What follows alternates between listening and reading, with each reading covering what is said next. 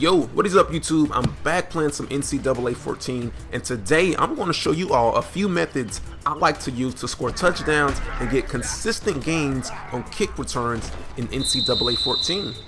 The first method is the sprint coast sprint method. With this method, when you catch the ball, the first thing you want to do is hold the right trigger to sprint so you can pick up some speed.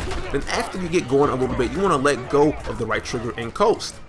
Now while you're coasting and your speed is slowly going down, you're looking left and right, trying to find a lane, trying to find an alleyway so you can make a cut. Now as soon as you see this alleyway or this lane, you want to make that cut and you want to attack it. Now to attack this cut, what do you want to do? You want to get back on that right trigger and hold it, and you want to accelerate through that alley, that lane, and you want to try to run your way down the rest of the field. Now with this method, since you're using sprint early on, you probably won't score a touchdown. Even if you have like a wide open lane, you'll probably end up getting chased down.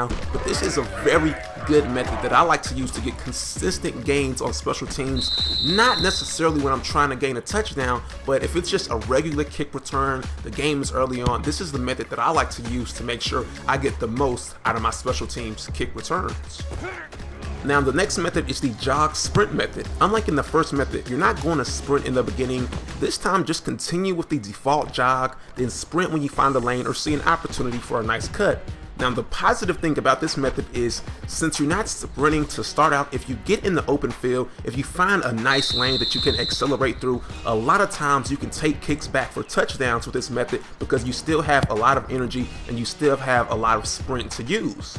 Now on the flip side, this method is also more risky. Since you're not sprinting at the beginning, the defense will be noticeably further down the field in pursuit of you when you try and make your cut. So this method is more so for big plays when you really need a big touchdown on special teams.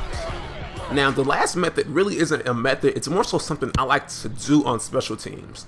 A lot of people like to sprint cut with the left stick, which is cool. I do it too, but when returning kicks, the defenders are sprinting full speed down the field, so you really don't need to make those hard sprint cuts. All you really need to do to elude a defender is to make a quick cut with the right stick. So on special teams, a lot of times instead of sprint cutting to the outside, I might run towards a defender and then just sprint cut outside, sprint cut to elude them. And by doing this, you conserve your sprint meter while still getting to the outside where you can finally use your sprint meter to its maximum ability.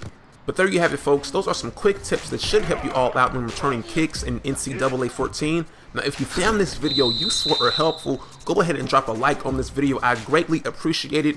And if you're struggling with these methods I listed or have your own method, feel free to leave that info in the comments section and I will be sure to try and help you or try out the method that you listed.